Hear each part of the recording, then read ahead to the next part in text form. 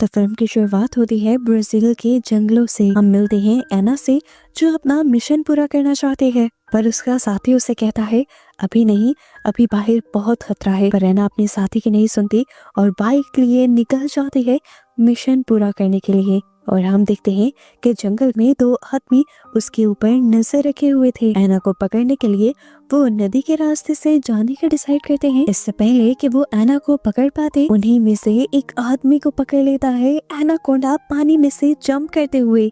और इसी के साथ यहाँ से सीन कट होकर हमें कैलिफोर्निया का सीन दिखाया जाता है। हम एक फिल्म डायरेक्टर डॉग को देखते हैं जो किसी को फिल्म की स्टोरी एक्सप्लेन कर रहा था, जिस फिल्म में एक कपल एक मॉन्स्टर क्रिएचर से लड़ेंगे और लड़की बेदर्दी से उस क्रिएचर को मारकर जीत जाएगी। लेकिन उसके सामने बैठे हुए लोगों को उसका ये आइडिया पसंद नहीं आता, क्योंकि पता चलता है कि डक एक वेडिंग फोटोग्राफर है और वो कपल चाहता है कि डक उनकी अच्छी सी प्यारी सी वीडियो बनाए।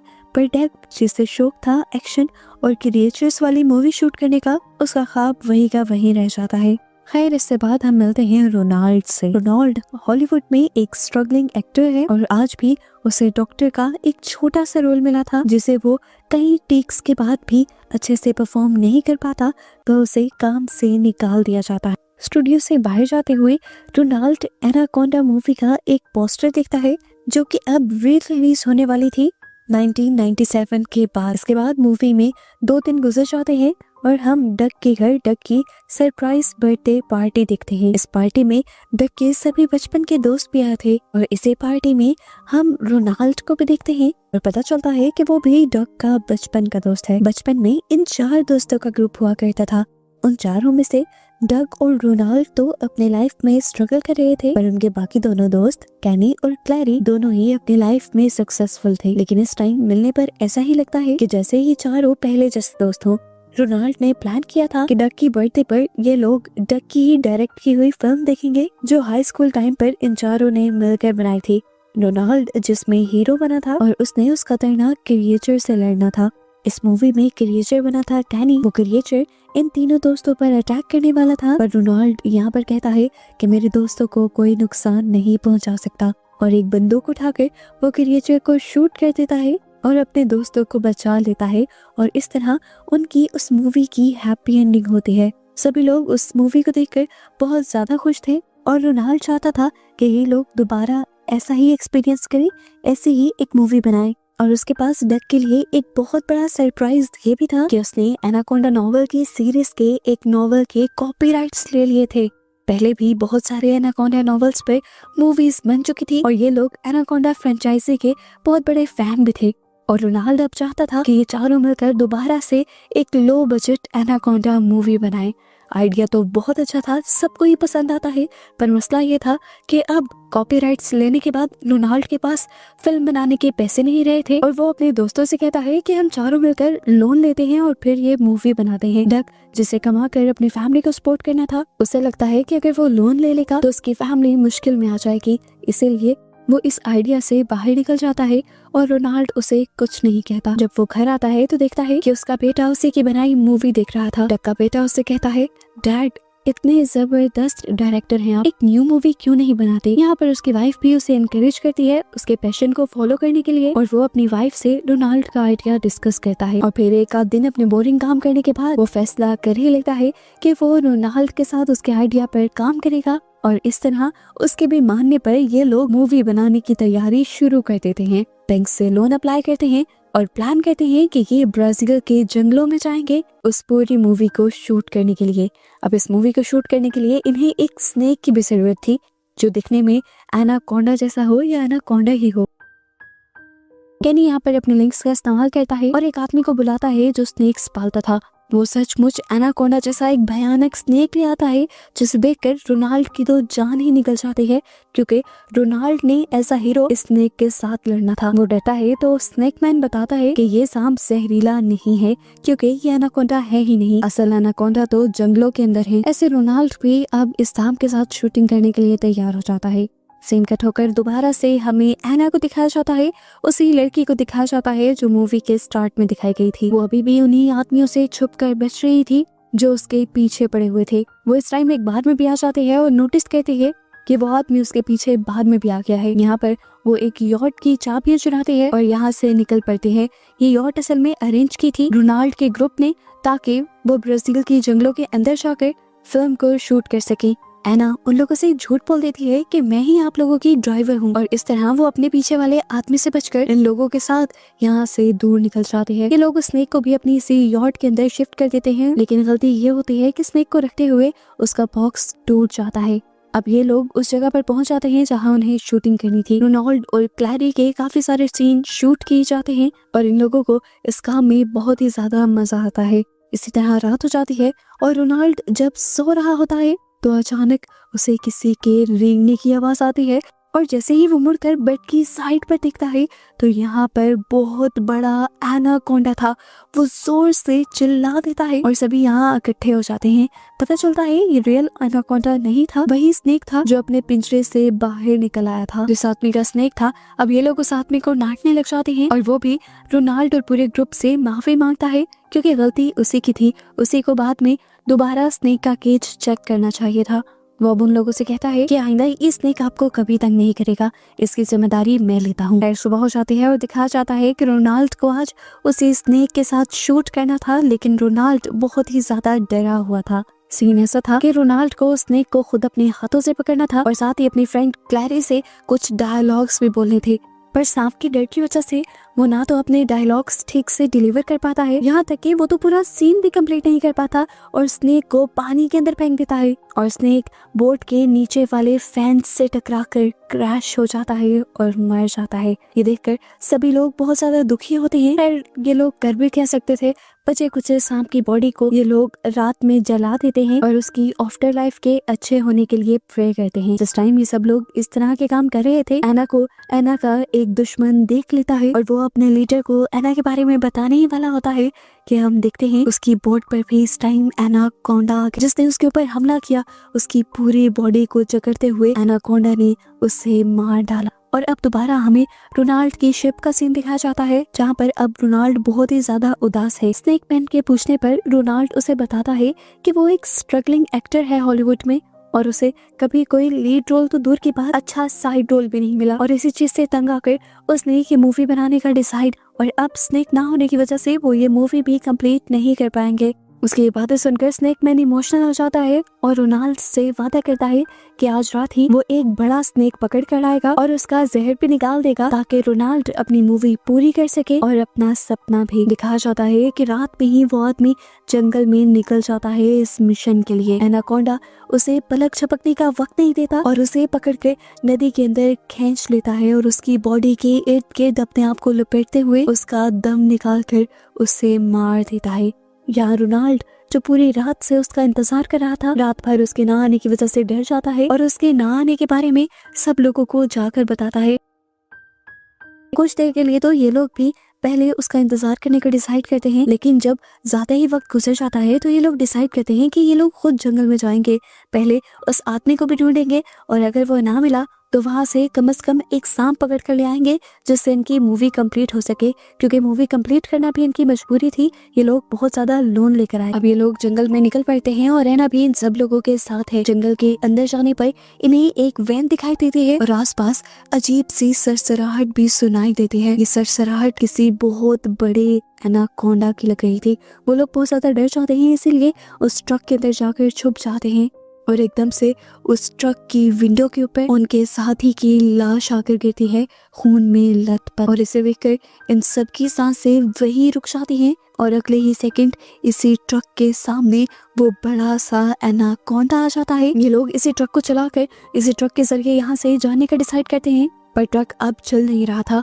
अपने साथी को बचाने के लिए डग अपनी जान खतरे में डालने का फैसला करता है और बाहर निकलकर ट्रक को ठीक करता है और इसी दौरान उससे एनाकोंडा देख लेता है।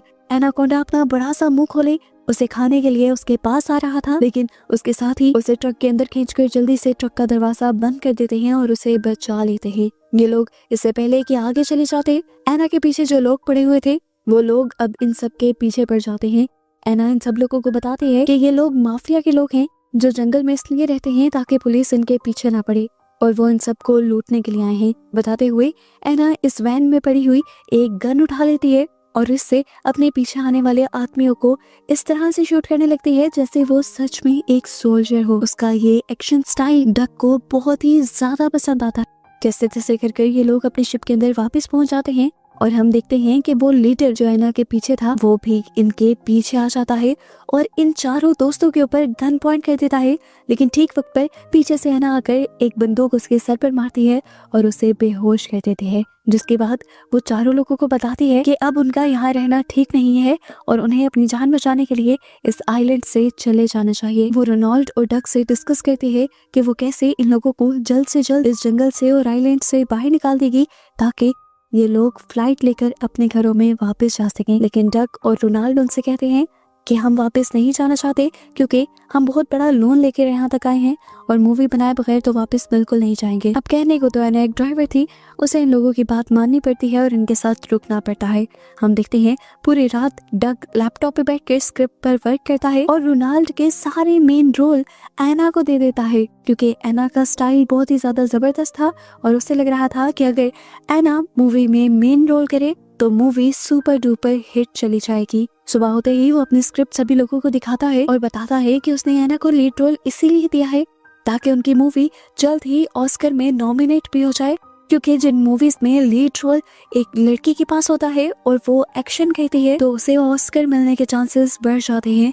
सभी लोगों को उसका आइडिया बहुत ही ज्यादा पसंद आ रहा था और नई स्क्रिप्ट भी। रोनाल्ड और क्लैरी पूछते हैं कि हमारा इसमें क्या रोल होगा। डक बताता है कि तुम और क्लैरी इस जंगल में खजाना ढूंढने के लिए आओगे और तुम्हारे पीछे एनाकोंडास पड़ जाएंगे और तब एना तुम सब लोगों को बचाएगी। आइडिया पसंद आने के बाद सब लोग नई स्क्रिप्ट पर शूटिंग स्टार्ट कर देते हैं और डग एना के बहुत सारे सीन्स शूट करता है। और ये देखते हुए अब रोनाल्ड और क्लैरी को गुस्सा आ जाता है क्योंकि डक अपने ही दोस्तों पर ध्यान नहीं दे रहा था, वो उनको भूल गया था। उन्हें ये भी एहसास हो रहा था कि जितने सीन्स उसने एना के शूट कर लिए थे अब उसके बाद इन दोनों का कैरेक्टर बहुत ही छोटा लगने वाला था। पर डग उसे कहता है मैं जो कर रहा हूँ हम सबकी भलाई के लिए कर रहा हूँ, हमें इस मूवी को हिट बनाना है।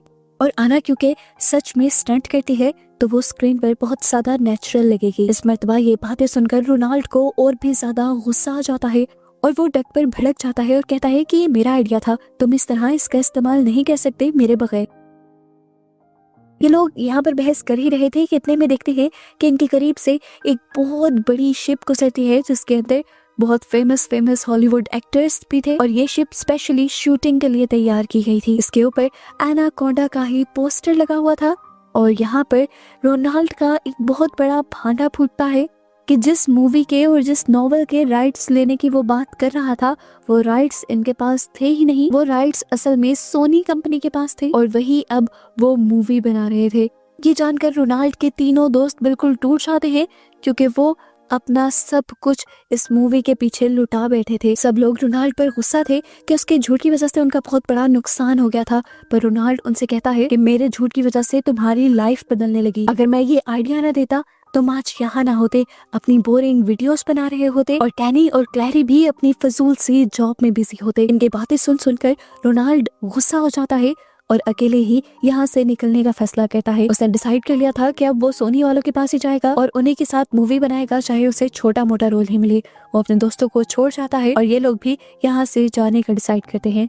अब रोनाल्ड थोड़ा ही आगे गया था कि उसने देखा कि अभी कुछ देर पहले जो बहुत बड़ी सी शिप यहाँ पर आई थी वो तहस नहस हुई हुई थी। यहाँ पर एक अजीब सा हंगामा भी था। वो समझ नहीं पाता कि यहाँ पर क्या हुआ। अब उसके सामने असिस्टेंट डायरेक्टर आती है जो उसे देखकर काफी एक्साइटेड हुई थी जैसे रोनाल्ड उसे किसी चीज से बचाने आया हो। असिस्टेंट डायरेक्टर उसके लिए हाथ हिलाती है और इससे पहले कि रोनाल्ड उसके पास जाकर उसकी मदद कर देता एक बड़ा सा एनाकोंडा 1 मिलीसेकंड में उस असिस्टेंट डायरेक्टर को झपट कर निगल जाता है और ये देखकर रोनाल्ड की जान निकल जाती है और वो फौरन अपनी बोट के लिए वापस निकल जाता है। यहाँ पर रोनाल्ड की शिप पर बाकी सभी लोग अभी तक लड़ रहे थे क्योंकि डग की वजह से रोनाल्ड यहाँ से चला गया था और डग इस चीज पर जिद कर रहा था कि वो एना के साथ ही इस फिल्म की शूटिंग को कंप्लीट करेगा, लेकिन उसके दोस्त ऐसा करने के लिए तैयार नहीं थे। अभी ये लोग इस बात से अनजान थे कि एना तो फिल्म शूट करना ही नहीं चाहती थी, वो अभी भी अपनी किसी मिशन पर थी। इसलिए वो इन लोगों को गन पॉइंट पर ले लेती है और अपने साथ जंगल में ले जाती है। और हमें पता चलता है कि एना एक इलीगल गोल्ड माइनर थी और वो इन सबको भी गोल्ड माइन करने को कह रही थी। ये लोग जब काफी सारा सामान लेकर इस बोट पर वापस आते हैं तो देखते हैं कि इन लोगों ने काफी सारा सोना इकट्ठा कर लिया था। एना अभी भी इन्हें गन पॉइंट पर लिए हुए थी और तभी इसी बोट पर दोबारा वही आदमी आ जाता है जो मूवी के स्टार्ट से एना के पीछे था। ये असल में पुलिस ऑफिसर है और एना को पकड़ना चाहता है क्योंकि एना जबरदस्ती इस जंगलों का खजाना चुरा रही है। इससे पहले कि वो एना के ऊपर गोली चलाता, जंगलों के अंदर छुपा हुआ रोनाल्ड, जिसे यहाँ का कुछ भी नहीं पता, वही उस ऑफिसर के ऊपर गोली चला देता है, जिसकी वजह से ऑफिसर जख्मी होकर नीचे गिर जाता है और मौके का फायदा उठाकर एना गोली मारकर उसे जान से ही मार देती है। इसके बाद वो दोबारा सब लोगों को गन पॉइंट पे ले लेती है और जबरदस्ती उनसे काम करवाने की डिमांड करती है। और इसी टाइम पर दोबारा पहले की तरह पानी के अंदर से एनाकोंडा जंप करते हुए बाहर निकलता है और पूरा का पूरा एना को अपने मुंह में निकलते हुए यहाँ से ले जाता है और यहाँ पर एना का भी किस्सा खत्म हो जाता है। इन तीनों के सामने ये पहली मर्तबा हुआ था। ये नज़ारा देखकर इनकी जान निकल गई थी। ये लोग भागने के लिए जंगल की तरफ जाते हैं तो वहाँ इन्हें रोनाल्ड भी मर जाता है। अब पैनिक हुए ये लोग जंगल में भागते भागते जंगल में खो जाते हैं। बाहर जाने का इन्हें रास्ता नजर नहीं आता और जब ये लोग पैनिक होकर शोर मचाने लगते हैं तो दोबारा एनाकोंडा यहाँ पर आ जाता है और ऊपर की तरफ से डक के ऊपर हमला करके डक की आधी बॉडी को मुंह में डालते हुए यहाँ से ले जाता है। बस ये देखना था कि ये तीनों दोस्त टूट गए, उनका दोस्त मर गया था। वो बहुत ज्यादा दुखी थे, शौक में वो यहीं पर खड़े हुए थे। अगले ही सेकंड एनाकोंडा इनके दोस्त की बॉडी को इधर ही फेंक देता है। ये लोग देखते हैं कि खून में लथपथ उनका दोस्त मर चुका है और यहाँ पर बैठकर ये तीनों अपनी जान की परवाह किए बगैर अपने दोस्त की मौत पर रोने लग जाते हैं। काफी देर बाद केनी सबको होश में लेकर आता है और कहता है अब ये मर गया है लेकिन हम तीनों को अपने आप को बचाना होगा। और अपने आप को बचाने के लिए वो अपनी दोस्त की बॉडी को ही चारे के तौर पर इस्तेमाल करने का डिसाइड करता है और कहता है कि वो इस बॉडी को जंगल में ऐसी जगह पर ले जाएंगे जहाँ एनाकोंडा के आने का खतरा होगा और इस तरह खुद एनाकोंडा से बचकर भागकर निकल जाएंगे। इन्होंने अब डॉग की बॉडी को किसी स्केयर क्रो की तरह फील्ड्स के बिल्कुल दरमियान में लटका दिया और उसके ऊपर एक पिग को भी रख दिया क्योंकि उन्हें लग रहा था कि ये पिग भी मरा हुआ है और मुंह के अंदर इन्होंने उसके एक एनाकोंडा के लिए ये एक परफेक्ट चारा बन चुका था। और इसके बाद ये लोग भाग रहे थे। भागते हुए इन्हें कुछ अजीब सा महसूस होता है, पीछे से किसी के चीखने की आवाज सुनाई देती है। पीछे मुड़कर ये देखते हैं तो इन्हें शौक लगता है कि इनका दोस्त अभी जिंदा था। सिर्फ दोस्त ही जिंदा नहीं था, दोस्त के सर पर जो पिग रखा था वो भी जिंदा था। इससे भी बुरी बात कि एनाकोंडा भी यहाँ पर आ चुका था इन्हें खाने के लिए। डर से इनका बुरा हाल हो जाता है। डॉग भी अपने आप को बचाने के लिए इन सब के साथ भागने लग जाता है पर एनाकोंडा तेजी से उनके पीछे था और वो पिग जो उसके सर पर अभी जाग गया था उससे भी डर लग रहा था डग को। और डग अपने आप को बचाने के लिए अपने ऊपर से उस पिग को उठाकर एनाकोंडा के मुंह के अंदर फेंक देता है और फाइनली ये लोग बचकर यहाँ से निकल जाते हैं। भागते हुए ये लोग आइलैंड पे उसी जगह पर आ गए थे जहाँ पर एनाकोंडा मूवी के लिए सोनी कंपनी ने सेट लगाया था।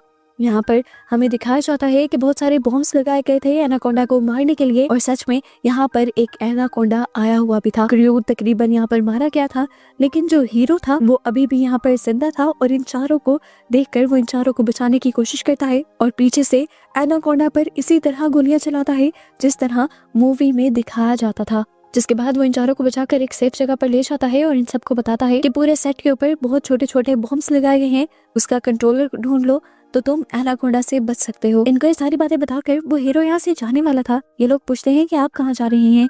वो बताता है कि मेरे दोस्त जंगल में निकले हैं और जंगल में कोई बॉम्ब नहीं है जिससे एनाकोंडा को मारा जा सके और मैं अपने दोस्तों को अकेला नहीं छोड़ सकता। यहीं पर चलते हुए इन्हें यहाँ पर बॉम्ब का कंट्रोलर भी मिल जाता है और ये लोग डिसाइड करते हैं कि अपनी जान को बचाने के लिए ये लोग एनाकोंडा को मारेंगे इसी सेट पर वापस लाकर। ये दोनों खुद ही अपनी जान खतरे में डालते हैं और एक जीप के अंदर बैठते हुए आइलैंड के पास से शोर मचाना शुरू करते हैं ताकि एनाकोंडा इनकी तरफ अट्रैक्ट हो सके।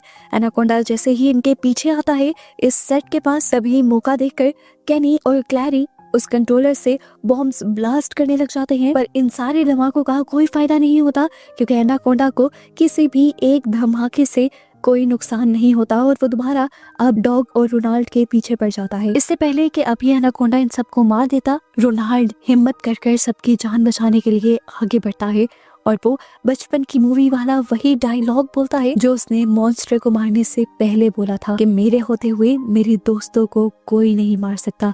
ये कहकर वो अपनी पिस्टल निकालता है और एनाकोंडा के पास चला देता है। उसने गोली एक गैस सिलेंडर पर चलाई थी जिसकी वजह से वहां पर एक बुरा ब्लास्ट होता है और इस ब्लास्ट की वजह से एनाकोंडा की बॉडी ही फट जाती है और वो मारा जाता है। फाइनली इन सब लोगों की जान बच जाती है। उसके बाद हम फाइनली इन चारों को एक साथ यहाँ से बाहर निकलता हुआ देखते हैं। मूवी के पोस्ट क्रेडिट सीन में हमें पता चलता है कि वो सब चीजें इन लोगों ने एक मूवी की तरह शूट भी की थी और फाइनली डग ने अपनी मूवी को सिनेमास में ऑन एयर भी किया था और इस मूवी से इन लोगों ने बहुत सारा पैसा भी कमाया था और इस मूवी को अवार्ड भी मिला था। इस मूवी को बनाने के बाद इन सब लोगों की जिंदगी बदल गई थी। इनके पास कुछ पैसे आ गए थे।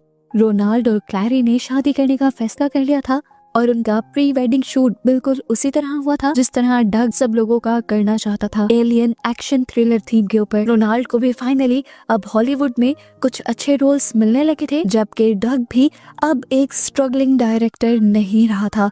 उसे सोनी की एक बहुत बड़ी डायरेक्टर आकर मिलती है जो पहले तो उसे कहती है कि तुमने एनाकोंडा मूवी बिना राइट्स के बनाई है, जिससे डग डर जाता है। लेकिन जब डायरेक्टर उसे बताती है कि मुझे ये मूवी बहुत ज्यादा पसंद आई है और मैं चाहती हूँ कि रियल एनाकोंडा मूवी अब तुम ही डायरेक्ट करो, तो ये सुनकर डॉग बहुत ही ज्यादा खुश हो जाता है। उसे खुशी संभाली नहीं जाती और वो यहीं पर बेहोश हो जाता है और उसी को इस तरह दिखाते हुए ये मूवी यहाँ खत्म हो